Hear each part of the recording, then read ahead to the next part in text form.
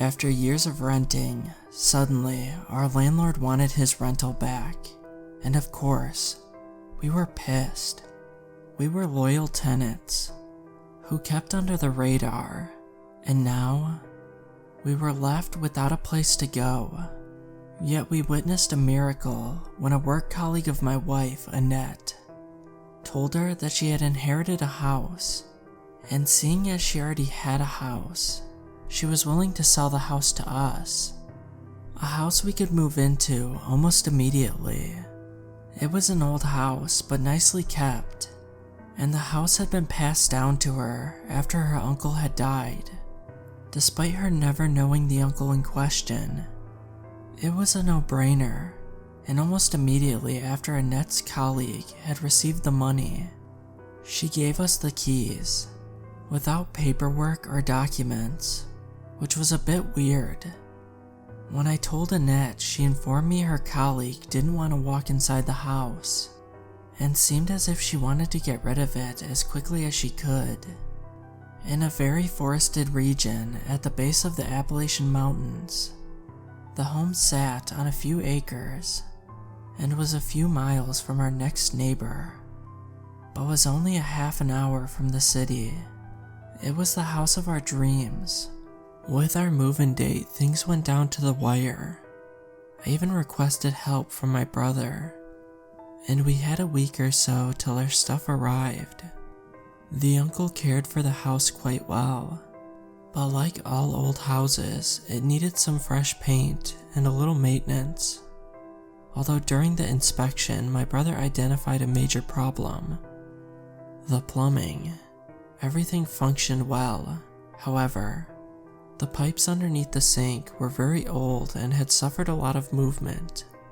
My brother said it was an accident waiting to happen, yet we couldn't immediately check the plumbing, because we couldn't get inside the space beneath the house. Weirdly, unlike most houses, it didn't have a basement, and instead the house had a crawl space underneath the house. And yet, its only access was blocked by a heavily locked steel door. Strange, observed my brother, as we saw the door for the first time. Apparently, it was not unheard of to have a locked door in a crawl space. My brother said that some individuals lock it to prevent animals from getting in, and in some cases to stop curious kids from entering. But the door was huge and not very typical for a crawl space. But perhaps the man was just simply over-preparing. Then we had another problem. We couldn't find the keys to the door lock. The reality was that I was glad that the place was blocked, seeing as I'm claustrophobic. So yes, I haven't tried to reach the crawl space, and my brother refused to take the inspection without doing a complete check. But I talked to him about it. The house looked wonderful and the pipes could wait another day. A day when we had the money to fix it. I informed my brother, and he yielded, but he promised me to do the plumbing repairs and to look below the house if I located the key as quickly as possible. 3 months later, we had moved in. We saved some money, and yet in this dream house, there are 2 small annoyances. The first one was the odor, and some days after we moved here, we began to notice it. In the beginning, it was simply in the main bathroom, but as days passed, it got considerably worse. This almost sickening odor blended with other aromas that were hard to discern. The odor became worse as the weeks went by, and it soon reminded us of a fish market under the hot sun. Whenever I walked into the main bathroom, after some time in the bathroom, it became a persistent stench, and it certainly grew worse by the day.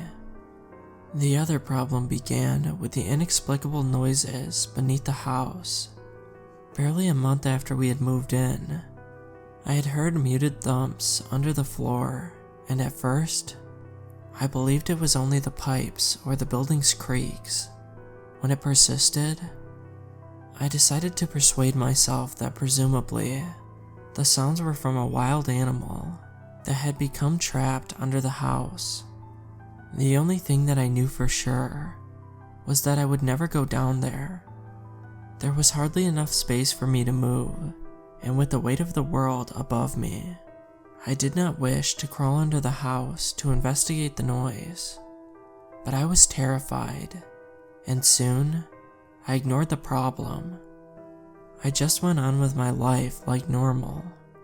Unfortunately, ignoring issues does not typically work out in real life, and soon, Annette was pushed to the point of insanity, so she decided that she was going to examine the place for herself, and she only wanted me to cut the lock. It seems it worked. Okay. I see what's happening here. Tomorrow morning, I will go to the shop and get bolt cutters, and I will look then, I remarked. I'm going to go down beneath the house. I promised her I'd wait till she got home from work before I went under. I lied. I wasn't going to wait for that long.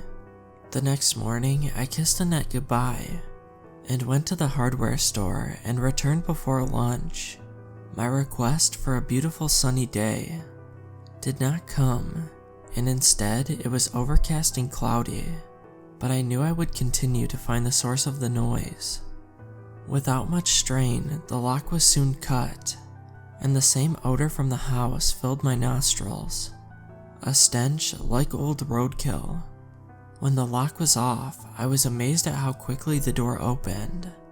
The metal was thick, yet the joint moved with a smooth motion.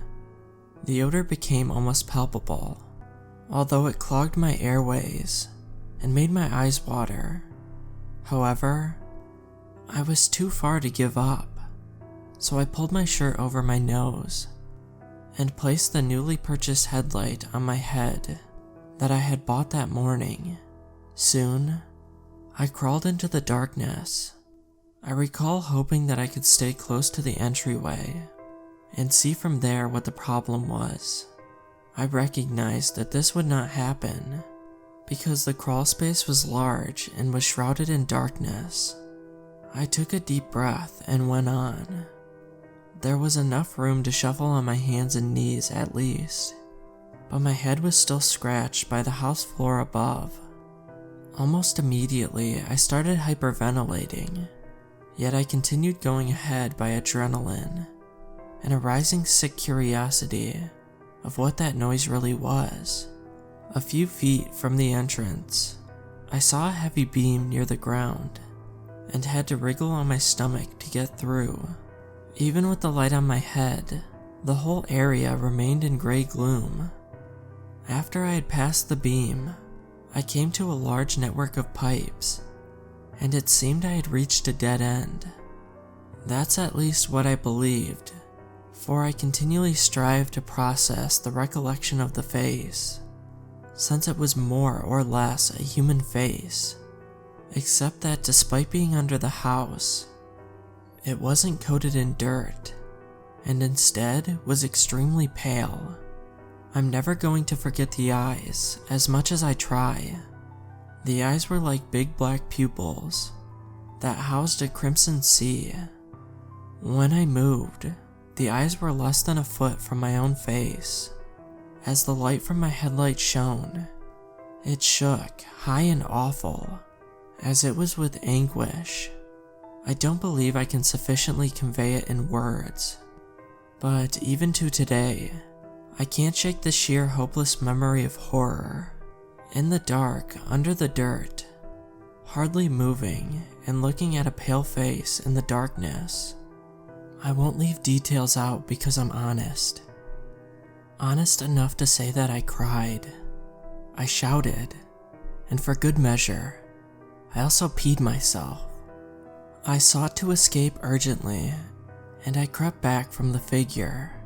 I arrived at a poor angle in my frenzied struggling. Neither head nor feet first, but largely laterally. I was trapped, and it couldn't have helped me to hyperventilate and shout like a madman. My thoughts abandoned me, After some hectic seconds waiting merely for a chilly hand to grip my leg, my breathing slowed a little while, and I put my face in the ground a bit, waiting for anything. After minutes of little action, I turned over, finally to look at the face. The creature lay in a fetal position, hands forced on its eyes, and was laying, shaking as I watched it. My brain slowly started to reboot. The shock was comfortable. The creature before me was human. Then a dreadful conclusion crept inside, for the pale human in the darkness was a small child. But it got even worse. Ahead of the kid was a similar-sized body, except the body was pallid, covered in filth, and was decomposing. Yet there the boy sat, chewing at the body. I passed out in seconds, and the kid was still curled up in a ball when I woke up, now screaming considerably softer. I made it crawl back to the door considerably quicker than I had entered, and my fear of the confined space disappeared from my mind. Everything passed in a flash when I was inside the house. I felt like from a distance I was seeing myself. At first, the dispatcher didn't believe me, but I finally convinced them that I was serious, and Annette hastened home to find an active crime scene in our backyard. The kid lived, although he was in a severe state physically, for more than a month after he was taken out. In the next few weeks, police uncovered evidence and eventually the answer to what happened. It turns out that several children in the region disappeared over the course of years, and once the police started going over the property, more than a dozen bodies were located in the yard in the nearby forest. As for the kid under our house, he was the only survivor, and was identified as the match of a missing boy by police from a nearby town. The kid was thought to have spent months down there in the darkness. It seems the uncle had kept his victims trapped under the house where he fed them, left them to die, and buried the bodies. But as for the kid, he trapped him under the house, kept him fed, and after the uncle had died, those under the house were left to fend for themselves, since no one else knew they were down there. But I can never forget that in the dark, under our feet, a kid lay there in the darkness, all alone and unknown. I try not to think about it, yet I wonder if I had just allowed my brother to finish his inspection that day. And even today, I can't think about how things would have been. Would we have taken the kid, traumatized yet alive, out of the crawl space, only because I had conquered my dread of the confined dark?